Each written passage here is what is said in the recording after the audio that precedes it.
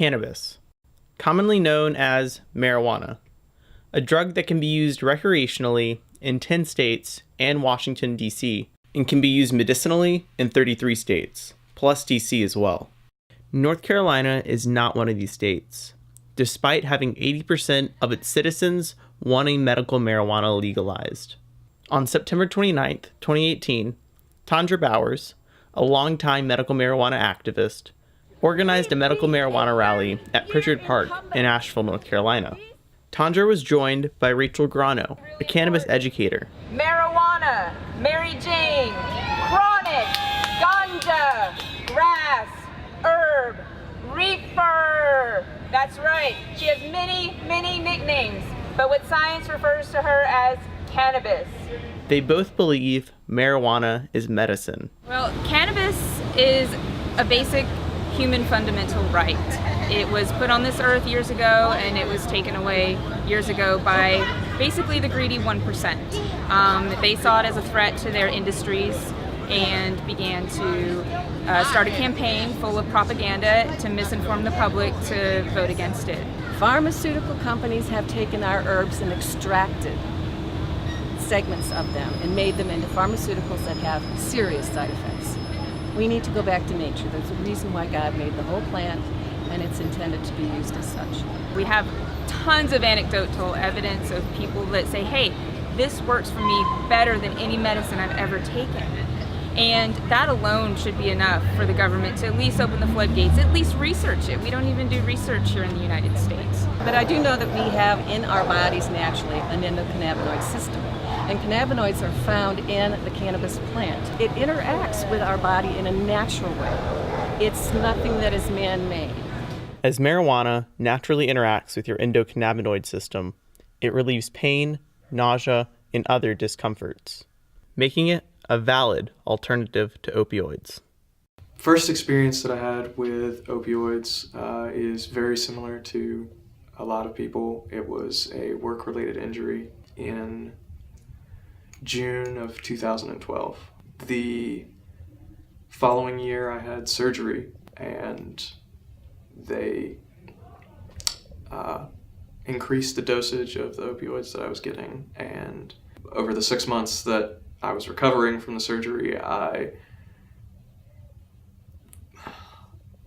found my supply, I guess you could say, prescription of painkillers running out a lot faster than it should have. My best friend at the time was actually a source that I used. It was really easy to get them and for us to just hang out and veg out, essentially. I got a little too deep into it, and I stopped without going to treatment or anything in about 2015. If your pain is a 10 out of 10, aspirin's not going to work. It's not going to help you whatsoever. And the state of North Carolina doesn't really have alternatives to opioids. I was put on opioids for a condition I have. I have been diagnosed with fibromyalgia, and I was put on tons of medicine that just progressively made me worse. And in finding cannabis and being able to get off opioids and become a human again, and I felt like I lost a couple years of my life. I have a friend with stage 4 lung cancer. She's using medical marijuana in the state of North Carolina. If you have chronic pain and it's a choice between addiction or medical marijuana, I think it's obvious which one you should choose.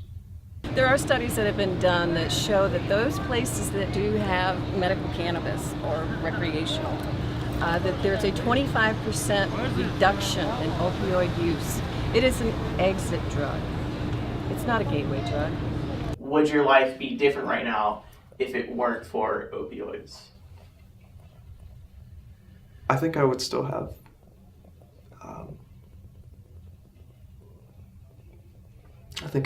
some of my friends that I've lost. The opioid epidemic is only getting worse, especially in North Carolina, with overdose deaths surpassing the national average. Why are natural alternatives not being offered? In North Carolina, we as citizens cannot put a proposal on the ballot. We don't have that right. So how do we get past our legislature who is not listening to us? Other states that have gotten medical cannabis or recreational have done it that way. Last year, in 2017, I was with NC Women for Cannabis in Raleigh. We conducted 6 lobby days, and in those days we were going door to door talking with our lawmakers. The bottom line is we don't have enough support for North Carolina cannabis law reform. In Raleigh, we have support for it on both sides of the aisle, just not enough of it. North Carolina polls at 80% support for medical cannabis, and Raleigh doesn't believe it. Voter-initiated ballots are how citizens in 15 states plus DC changed their marijuana laws. This means it's even more important for North Carolinians to elect pro-marijuana legislators and to communicate with their representatives. My name is Robin Lively, and I am part of the steering committee of Asheville Indivisible. We are a nonprofit, nonpartisan group that is focusing on progressive issues in our county and in our area. With the midterm election, we really felt that it was important that we got to know the candidates, so we decided to have these forums. Tonight we had the state, House, and Senate candidates. Unfortunately, for the most part, we have not had any responses from the Republican side, which is really unfortunate because we tried very hard to work it so that it was a nonpartisan venue. But I guess our reputation precedes us. I want to know why you support medical marijuana and why is it taking North Carolina so long to legalize it? Well, I will tell you, we are still dealing with legislation around alcohol. So I am not surprised that it's taking us a while. The way I feel about medical marijuana is that, like many health issues, I think they should be between a patient and their doctor. Whatever they work out together, the legislature ought to, as much as possible, stay out of. And so I do support medical marijuana. I think I want to make sure you all understand the picture that we're painting here. This is not folks sitting around just smoking a joint. As we're in the throes of the opioid crisis, anything we can do to look at alternative pain management therapies, I definitely think we should be looking at it. So that's why I'm a big supporter of it. And if I could just say something. I'd love to, yeah. I worked really hard through the ag world to get hemp available. Hemp. Hemp and marijuana are both species of cannabis, and they both have medicinal uses.